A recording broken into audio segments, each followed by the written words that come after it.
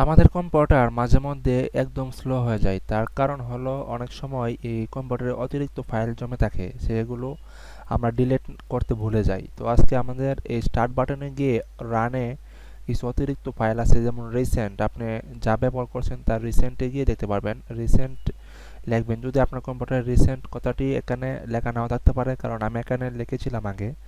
আমি রিসেন্ট লিখবেন, RECENT, recent লিখে ওকেতে ক্লিক করবেন। এই অতিরিক্ত ফাইলগুলো ডিলিট করে দেবেন, কন্ট্রোল অল্টা এ দিয়ে ডিলিট করে দিবেন।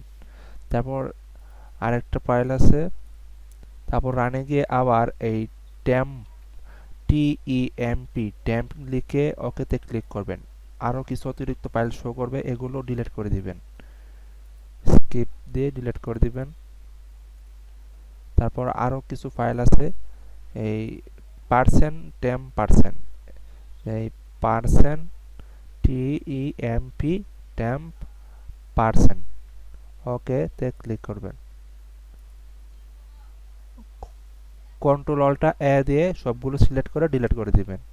এই সবগুলো ফাইল ডিলিট করার পর আপনার কম্পিউটারটি অটোমেটিকলি ফাস্ট হয়ে যাবে। তারপর আবার রানে ক্লিক করে এই প্রিপেজ, PREFETCH, এই ফাইলও কতগুলো ফোল্ডার আছে, এই সব ফাইলগুলো কেটে দিবেন।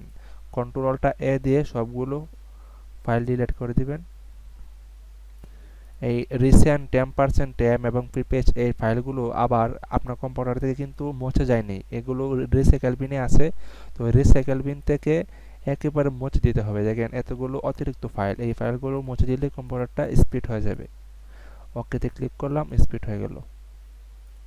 এখন দেখবেন আপনি নিজে থেকেই কম্পিউটারটি ব্যবহার করতে পারবেন এবং স্পিড হয়ে যাবে অটোমেটিক।